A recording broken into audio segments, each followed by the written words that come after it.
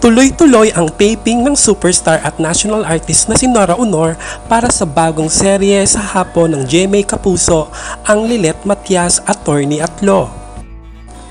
At syempre ay nagpost na naman ang direktor nito na si Adolf Alex ng magagandang larawan na naroon ang ating mahal na si Ate Guy. Tuwang-tuwa naman ang mga Noranians at inulan ng papuri ang nasabing post.